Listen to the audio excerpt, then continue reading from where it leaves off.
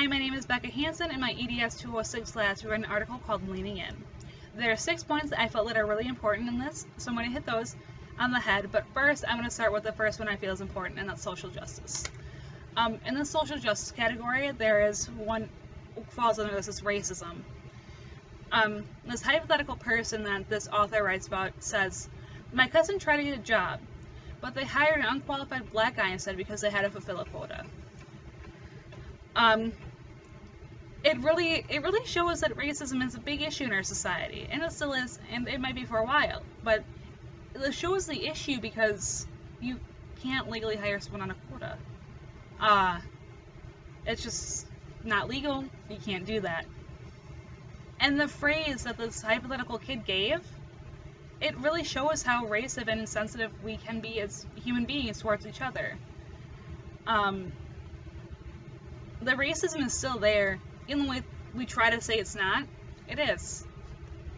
The example, like I said, the example of this kid saying his cousin didn't get hired because this unqualified black guy got hired due to the fact that they had to fulfill a quota. But for all we know is maybe the black guy was really more qualified than his cousin really was. We don't know. Maybe he thinks that this black guy is unqualified because he's black. That's where the social justice comes into play in this one. And then there's 5 guidelines I'm going to be hitting on as well. The first one is strive for intellectual humility. This is a great one because there's a hypothetical astronomy student, and he argues with this professor of his, and he's saying, no, there's 9 planets. I grew up with 9 planets, so there's 9 planets. Cold, hard fact. Nothing about it. And he won't let the professor be like, well, there really isn't 9 planets anymore. They declassified Pluto as a planet because it's too small. Happens to be a dwarf planet, so it doesn't really fall in the category anymore. The issue I see here is the fact that this student, he wouldn't just give up. He wouldn't be like, okay, maybe I need to check my facts. In arguments like that, I think what the most important thing should be is the fact that you should be more than willing to go and recheck your facts. Because maybe you got something wrong, maybe something changed. That happens. It happens in science.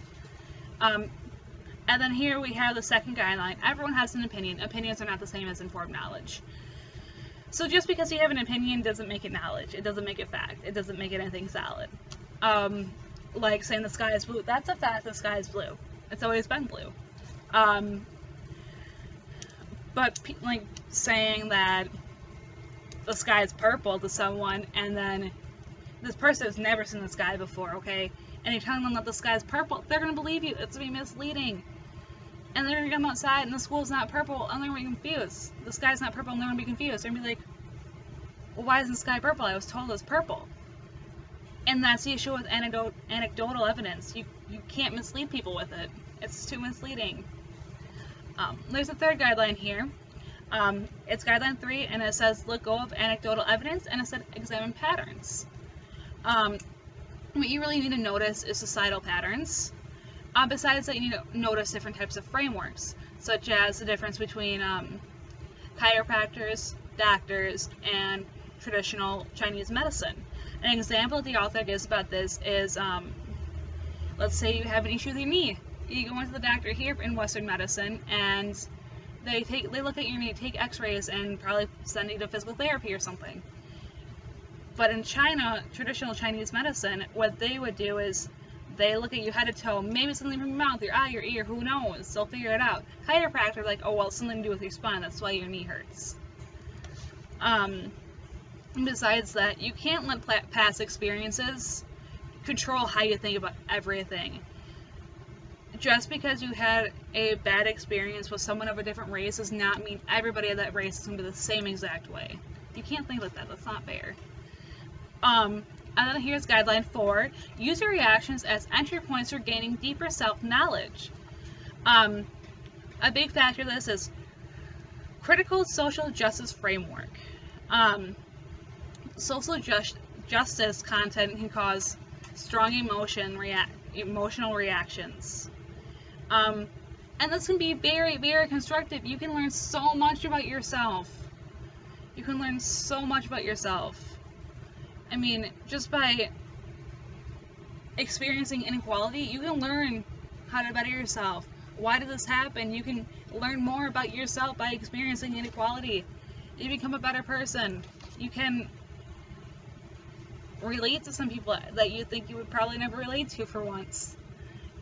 You just learn new things about yourself. So if you ever experience equality, pay attention to how you react. Pay attention to it. That's all I can stress. And then the last one is guideline 5. And it says here, recognize how your social position informs your reactions to your instructor and to those whose work you study in the course. One of these is positionality. Positionality recognizes where you stand in society. So it recognizes that you're, let's say, a middle income white male. That's where you stand in society. You fit in right square there for right now. And that's just how you are in society. That's how you're categorized.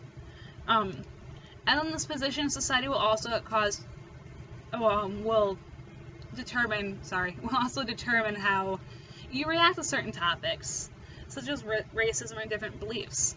So going back to this middle class white male, he could be Catholic. And I mean, he might react differently to different types of faiths like Muslims, Judaism, Buddhism, just because it's something he's never experienced. You also figure out how you're going to react, and it's going to determine how you react to things like this. And